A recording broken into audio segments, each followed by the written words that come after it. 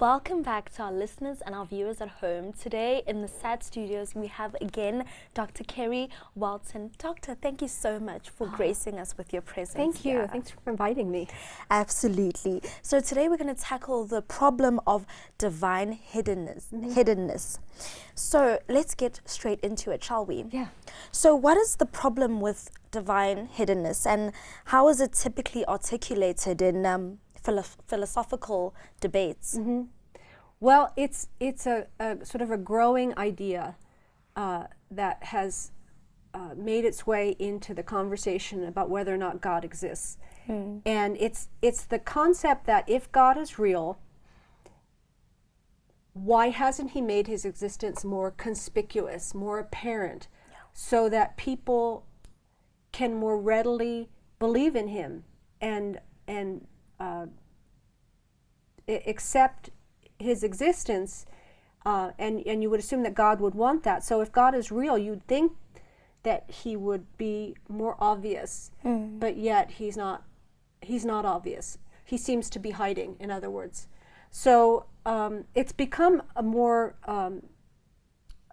common argument against the existence of God, and it's kind of moving up the ranks, right up there with the problem of evil. In fact, some people think it's a subset of the problem of evil. Sure. So the person really who is most associated with the divine hiddenness question or objection, let's put it that way, is a man named J.L. Schellenberg. And Schellenberg is a philosopher, and he's written lots of different articles and different books on this whole question. The arguments, it's been around forever, but he's kind of put it into a more of a tidy philosophical approach. And it came out in, I think, 1993. He wrote a book called Divine Hiddenness and Human Reason. I think that's what it was called. 1993, Divine Hiddenness and Human Reason. And his basic argument is that if God exists, there should not be anybody who is not resistant to God and is still an unbeliever. So he says, look, imagine there are three scenarios. One of them is that God exists, and human beings exist, and they all believe that God exists.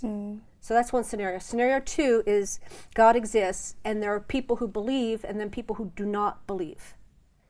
They are non-believers. But God does exist. And then the third scenario, he says, take that group of non-believers and divide them up. There are people who resist the idea of God. They are against the idea. They are pushing back and saying, I'm not open to the idea of God. And they might be people like, probably the most famous person who comes to mind is Thomas Nagel. Thomas Nagel is an atheist philosopher. And he came out with a statement that was unbelievably honest. You have to just admire him for his honesty. He said, I don't want God to exist. I'm an atheist not because I don't see the evidence and I'm open to it and I can't. He says, I'm an atheist because I don't want there to be a God. I don't want the universe to be like that. And I'm very troubled when I look around and I see very intelligent people who I respect and they believe in God. That bothers me. Sure. Because I don't want there to be a God. And Aldous Huxley kind of said the same thing. He said, I don't want there to be a God because that frees me to pursue my own political and sexual proclivities. So you have to kind of give them props, like, okay, that's really honest. But they would be in this group of people who are resistant to God. For whatever reason, they just don't want it. So that's why they're non-believers. And Schellenberg says, look, you theists, you Christians think that all non-believers are like that. But there's this whole other group of people who are non-resistant non-believers. In other words, they are not against the idea of God, they are open to the idea of God. Yeah. And they say, hey, show me the evidence. I'm interested. If there's a God, I want to know. I'm just not convinced. And he would say, he's one of those. Schellenberg says, I'm a non-resistant non-believer. And probably today, the most well-known of this group, this thing, non-resistant non-believers, is a man named Alex O'Connor.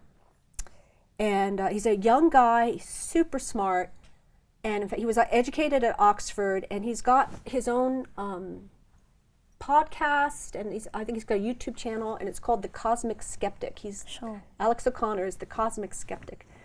And he says, I'm a proud, non-resistant non-believer. Like he has, embraced that, that name. And he said, I am very open to the idea of God. If there's a God, I would love to believe in him, because then I could, I wouldn't have to fear death. And I could have this unconditional love that you Christians say is out there. And I could be a less selfish person. I could live a more fulfilled life. I would love to believe in a God. But I've done everything I know how to do to investigate this question. I have read the Bible, and I have read all kinds of works. I've read, St. Augustine. I've read Thomas Aquinas. I've read C.S. Lewis. I've read Tim Keller. I've read all these things. I even moved in with 2 Christians for a year just to see if there was anything there compelling about their belief. And he said, I've done all of this, and at the end of it, I have come to the conclusion there is nothing there. There is just nothing there. I'm not against the idea of God. I've looked at the evidence, and I'm not convinced. So that would be a non-resistant non-believer. And so again, this third scenario is God exists. There are people who believe in him, and there are people who don't. And the people who don't are the resistant non-believers and the non-resistant non-believers. And what Schellenberg says is there should not be a scenario 3. Scenario 3 should not be possible. Because if God exists, at least the God that you theists talk about, you Christians, the God of the Bible, that God is ultimately loving. He's a loving being.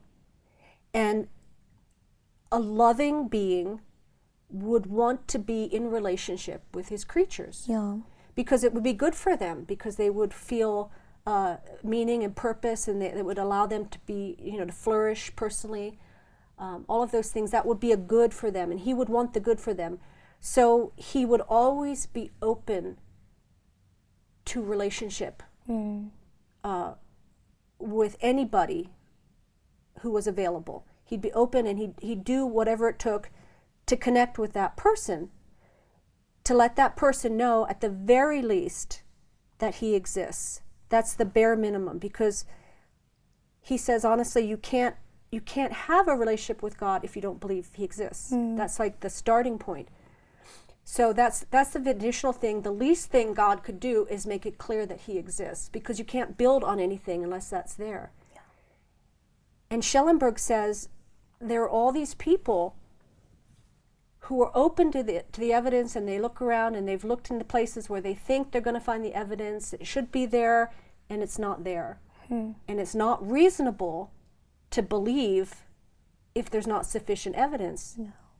So the most logical conclusion is there just is no God.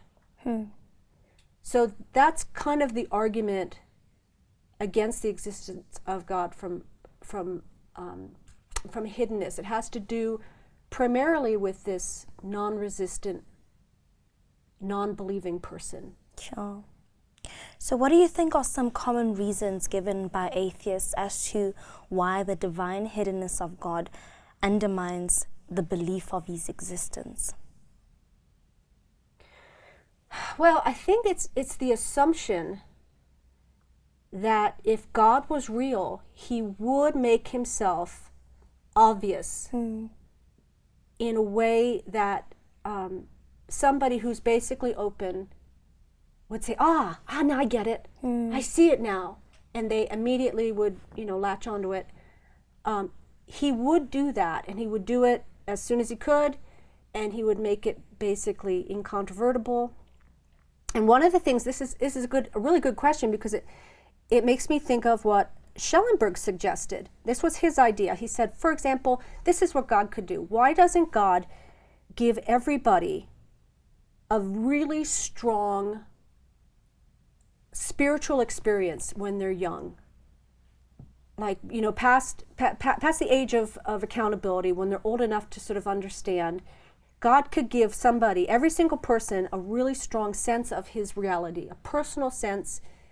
He could, maybe give them a dream or a vision or some kind of a thing, or they just felt inside themselves, that they knew God was real, because he made himself real to them in some kind of spiritual experience that was very deep and personal. And then they would know right away that God was real. And then eventually, he might come along and sort of reinforce that, give them experiences throughout their life, just to kind of buttress that sense of his reality, just to remind them, I'm still here.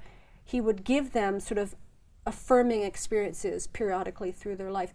And that way they would never develop these deep doubts about who he is, and that whether or not he's real. And Schellenberg says, of course God could do that. He could do that. And he should do that. That's like the least he could do, but he doesn't do it. Yeah. And he could, and it'd be easy, and he just doesn't. Why not? Best explanation is he doesn't exist. So, Doc, what do you think, or rather, how do you think that some religious traditions can address the issue of God's divine hiddenness?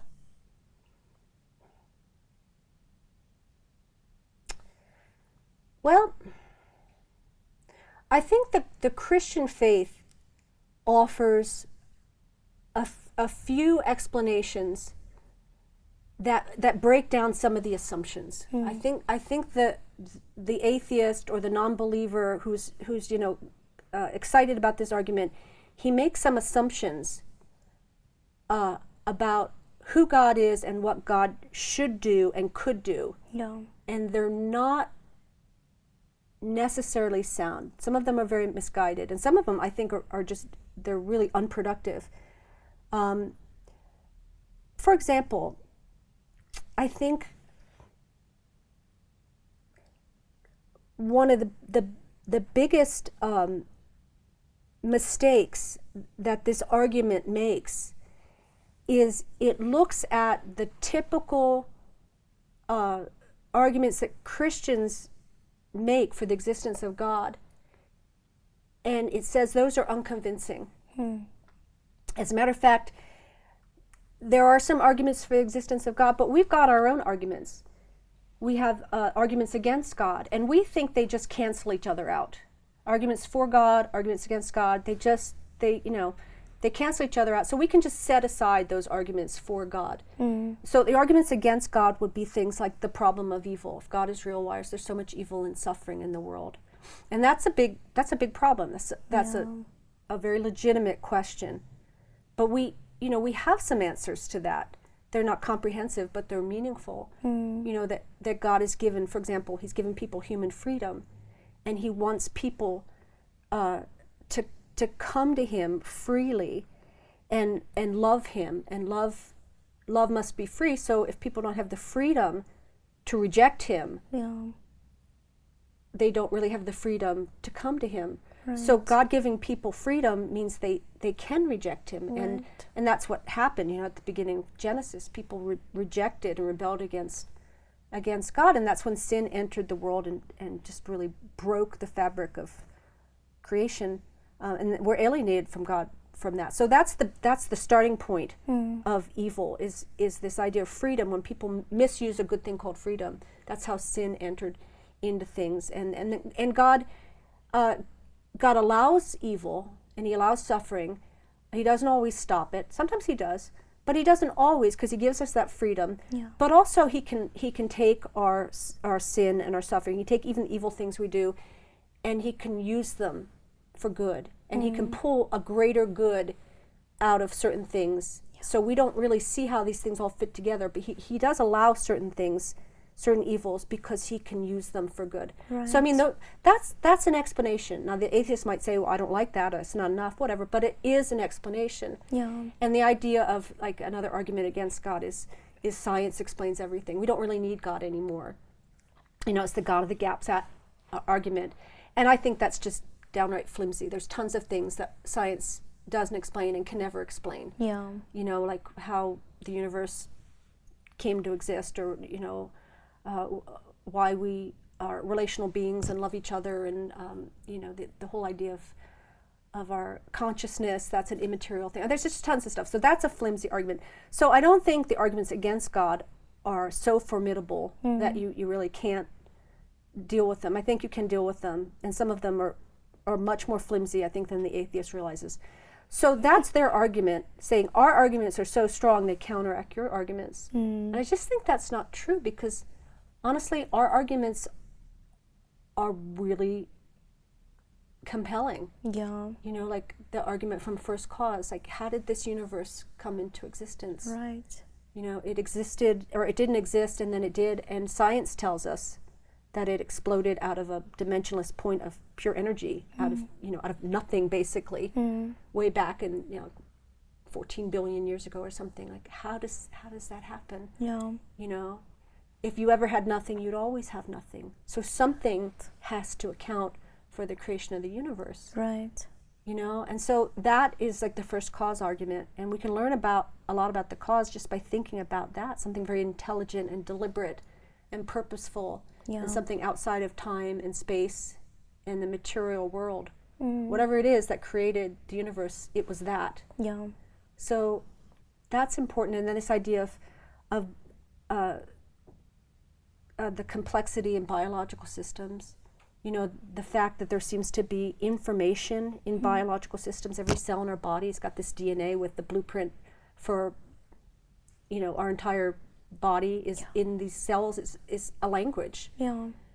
You know, and it's complex, and it's specified, and it's remarkable, and it's inexplicable without some kind of purpose, because the only way you get information, as far as we know, is from a mind. It's the only place we get information. So whatever causes biological systems has to be deliberate. Yeah. You know, so that's an important thing. And then, you know, the fine-tuning of the universe, the existence of the moral law. You know, why is it that we feel that there's this this moral law pressing in on us? That some things are objectively good and some things are objectively bad. We all feel that. And when we pretend there is no real good or bad, we still feel awful. If we're sensitive people, we feel awful when we do something we feel we should not have done. So there's this oughtness in the universe. We ought to be this way. We ought not to be this way. And when we violate that, and we do what we sense we ought not to do, it weighs on us. Yeah. It's like, what is that about? So there's lots of other arguments, but those four right there, they suggest very strongly that we need to understand reality in terms of some kind of first cause that is intelligent and purposeful and creative and moral, cares about right and wrong. All of these things, it's outside of time, outside of space. It looks a lot like what the Christian calls God, doesn't it? Yeah. So to say we're just going to set all that aside and marginalize it because of the problem of evil, or because we think science is very helpful, I think it's just disingenuous. So that's one problem right off the bat. When they say, we've looked at all the evidence, we just don't think it moves the needle at all in favor of God. I just think, I don't know. I just wonder. I wonder about that. And I think also there's a very problematic assumption that to believe that God exists, although that's valuable, and Scripture says the starting point is to believe that God exists and he's a rewarder of those who seek him. So that's true. We do have to believe that he exists. That's kind of what you build on. But that's not the answer. Just to say, I believe there is a God, it doesn't necessarily translate to the kind of belief that God wants. God's not very interested in the fact that we just believe he exists. In fact, philosopher Paul Moser, there's a philosopher, his name is Paul Moser, he says God is relatively uninterested in whether or not we believe in him. It's kind of just not a priority for him. Because what God wants is for us to trust him and love him, right, and put our faith in him and obey him. Right. That's what the Bible talks when it says believe in God. That's what it means. So it's the kind of relational belief that's transformative. That's what God wants. So to say that if just more people had an intellectual assent, yeah, there's a God out there somewhere, he exists, I'm not convinced that in and of itself would be all that helpful. Yeah. Because, look at the Bible. You got the people in the Bible who knew God existed without a doubt, and some of them behaved terribly. Yeah. Like the Israelites, the Hebrews, they were the Hebrews at this point, they came out of Egypt and they saw the miracles, they saw the plagues, they saw the parting of the Red Sea, they saw the pillar of cloud and the pillar of fire. They knew God was real, but look how easily those people fell into idolatry and rebellion. So for them, it wasn't a matter of God exists or doesn't exist. There was something in their hearts that didn't want to embrace him on his terms. And with Jesus too, all the things that Jesus did to prove his divine authority, all the miracles and everything, and yet people saw the miracles and still said, we don't want this. When he raised Lazarus, this is, I think, an amazing little bit of insight. When he raised Lazarus from the dead, what did some of the Jews say, the Jewish leaders? They said, look, he's raised Lazarus from the dead, and everybody's running after him. We have to stop this. Let's kill Lazarus. Sure. That's what we need to do. Yeah. Basically, they're saying, let's get rid of the evidence. Yeah. Yeah. Rid of the evidence for this man's authority, because the evidence was a problem for them. So it's not always the lack of evidence that's the thing. There's something in the human heart that will say, I don't want this. This is threatening. I'm afraid, or I'm jealous, or I'm offended. Whatever it is, there's something in the human heart that says, I don't care about the evidence. I'm not to say the non-resistant non-believer doesn't care, but just to say if you piled up a ton of evidence that God existed, that would be all it would take to get a person into a right relationship with God. So that will kind of lead me to my next question. What role do you think that our faith plays in the context of divine hiddenness?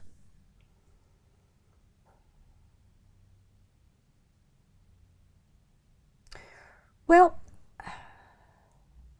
I think it is helpful to think about who God is as much as we understand it. And we, God is a big mystery to us in many ways. But he's given us some information about who he is and what he is and what matters to him. And I think one thing Christians hopefully understand is that God isn't like us. Right. He's not a being like us. And I think this is hard. This is hard for a lot of non-believers to understand. That the tendency, I think, is for them to think anthropomorphically about God. If there is a God, he's like us, he's just bigger and better. And Christians know, no, he's a whole different thing. In fact, the term is wholly other. God is wholly other. He's not a being like us. Like, you're a being, my cat's a being, the tree is a being. God's not just another being. Yeah. He is being. He is being. So he's not like us. And consequently, he's not obligated by anything that we're obligated by. He has no Right. moral duties. Right. There's nothing above him to tell him what he ought to do or should do. His motivations are different than ours. His goals are different than ours. And I think sometimes people think, well, if I was God, I would have just done X, Y, and Z. Yeah. Why doesn't God just do this? Why doesn't God give everybody a sign, a miracle, skywriting or whatever it is? That's kind of silly, but you hear people say these sorts of things. God could put, a cross in the sky and everybody would see it and then they believe. Why doesn't he do? He should do that. It's like, well, that's kind of presumptuous, isn't it? To think that God is obligated to do what you think he needs to do. So people feel that God hasn't not justified himself properly. And I think part of that is because they don't understand what Christians mean when they say God. They just have a very small view of God. So that's one thing. And another thing is, Christians know that God knows us. He knows us inside and out. So God knows you and exactly what you would do in any circumstance that you found yourself in. And William Lane Craig has brought this up. And I think it's a good point. God knows us. And we think, oh, if I saw this evidence, I would certainly do this. But, people often say that and then they do the other thing completely different, right? But God knows exactly what someone would do if they had X amount of evidence. They might embrace it. They might say, oh, not enough. I need more evidence. Give me more. And they might say, I always need more. It's never enough. He knows them inside and out. Yeah. And he knows what it will take to bring that person into a love relationship, a dynamic, saving love relationship with him.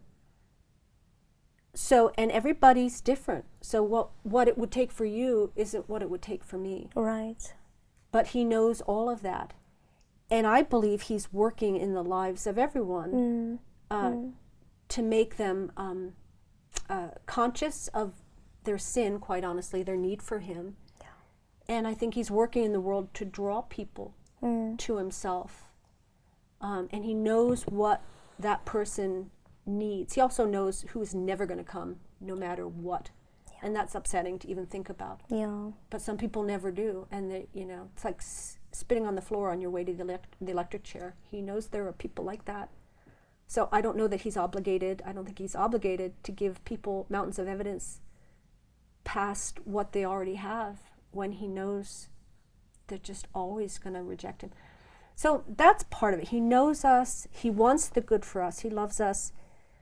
And I think he does give enough evidence to anybody who is wanting to believe so that they will get on that journey. Yeah. But it is true, though, that sometimes people are looking, they are sincerely looking, and they don't seem to find that thing, whatever it is, that will seal the deal for them. And I don't think that happens forever, because that doesn't comport with Scripture. I don't think God hides himself forever from someone who is open to him. Right. I just don't, till they die. I just don't think that doesn't match the God of the Bible. Yeah. But I do think sometimes he does hide himself temporarily. And there might be lots of reasons, and we can only guess what that might mean, but to think that God would always give us all the evidence we want when we want it, again, that's a faulty assumption, because maybe that's not even good for us. Maybe he sees that there are advantages to somebody coming to faith later in life. Yeah. If they believed in God early in life, it might actually be less of a blessing for them. They might get involved in some cult or some aberrant religion or some weird set of beliefs. Whereas later in life, after they've had some time to live and mature and get some wisdom and see what the world's all about, they might make better choices if they came to faith when they were a little older. Yeah. There's just all kinds of reasons God might see it as better for that person, better for his glory and for the spread of the gospel.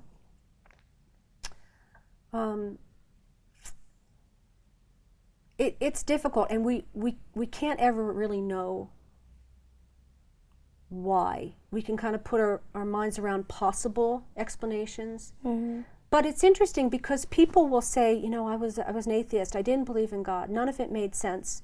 And then one day God just broke through. Mm. And I saw that it was real. I knew he was real. Like, how do you explain that? Mm. I don't know. Yeah. I don't know. But I do think that God is knocking on all the hearts of people. Right. And why one person just doesn't see it and another person does, and why the timing is what it is, I don't know. But I do think the idea of just, you know, why doesn't God just give us all these spiritual experiences when we're kids, whatever, part of that's a little bit just problematic, because any spiritual experience, any internal experience that you have, Yeah. you can always doubt. And people do this. Like they might say, oh, I used to be a Christian, you know, when I was in school, when I was a teenager, I was a Christian, I went to church all the time, and I had this real close relationship with Jesus, and I felt God when I read the Bible. And then I went to university, and I realized that was all nonsense, and I put all that away, and I recognize now that that was just whatever. It was just my mind, or it was just like wish fulfillment. I wanted there to be a God, so I said I felt the presence of God. And, you know, so if it's a personal experience, you can doubt it. Schellenberg says, no, you can't doubt it. Sure you can.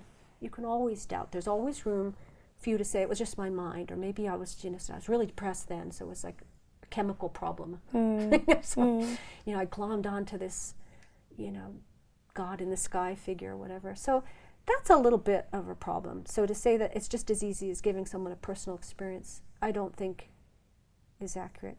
Yeah. But I would say that God does, in my opinion, give people personal spiritual experiences much more often than they realize. Right. And they often just either don't recognize them, or they have a tendency to just kind of push them away and say, oh, that was just me being emotional. Yeah. Like, I think of our reaction to the moral law.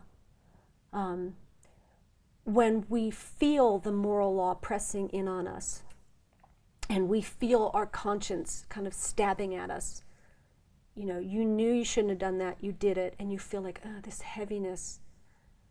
What that is an interaction ultimately with the holiness of God. And I think that is a genuine piece of spiritual evidence for the existence of God. And C.S. Lewis said that's actually a very powerful piece of personal evidence that everybody gets, where they have to wrestle with this idea of, where is this coming from? Where is this moral law that I keep running from? I can't get away from it. Yeah. And the moral law is the nature of God. It is God expressing righteousness to us, and when we violate it, we feel it. Yeah. So that's one thing. And then the other thing I think is really compelling is this idea of our desires. We all have these desires, these really strong existential desires for what's good and what's true and what's beautiful. And we're never able to satisfy those desires. And sometimes, honestly, we want those things so badly that it hurts. It literally hurts. And we're always reaching out, trying to figure out, how do I get that thing? How do I get that perfect fulfillment and purpose that I want in my life? And every once in a while, most people will acknowledge having had this really intense sense of desire. And C.S. Lewis wrote about this, and he gave it the word Sehnsucht. And it was something that really impacted him, and it kind of set him on the journey of trying to figure out if there was a God, these experiences of Sehnsucht. And it was when he was young, he had this weird memory, a memory of him playing with his brother in the nursery. He just had this memory. He was outside in the garden next to a bush that was really pretty, and this memory came flooding back of him with his brother when everything was safe and good, and the whole world was ahead of him, whatever. And he was just filled with this sense of longing and this joy and this wistfulness and also this little bit of sadness. And it was this beautiful experience that he wanted to just live in. Like, this is what I want. This is the beauty that I want. I want to grab it and I want to live in this reality. And then it just receded. Yeah. And then he was like, what was that? What just happened? Sure. And I think most people can remember those kinds of experiences, maybe when they saw something really beautiful, like, a beautiful waterfall or a sunset, or they saw their child's face for the first time, when their baby was born, or they heard some really amazing piece of music and this desire just filled them, just overwhelming desire. And it's for something kind of indefinable, but for what, as far as I'm concerned, it's for what's perfect.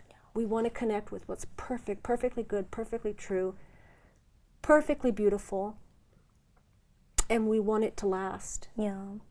And the only thing that corresponds to that is God. Yeah. And really eternity in heaven with God. So what we really want is to be in eternity with God, even though we don't really necessarily understand that. Yeah. We just want something that's perfect and good and true and will last. Sure. And so this, I think, these are examples of God breaking in and saying, I am here. Yeah. And this is a very powerful personal experience. So I think there's a lot more evidence Yeah. to the non-believer than sometimes they're willing to even, wrestle with. Yeah. Sure. That was just amazing. And unfortunately, we are out of time, but I think there's just so much more to this topic. There is. Oh, it's a fascinating topic. It is. And for the viewers at home that would love to get in contact with you, could you just perhaps maybe leave your email, Yeah. Yes, would love to do that. And if anybody wants to connect with me, and I'll dialogue. I love these subjects, and so yes, I'd love to talk to anyone. Yes. Yes. Thank you so much, Thank you, Dr. Susan. Walton. Appreciate it.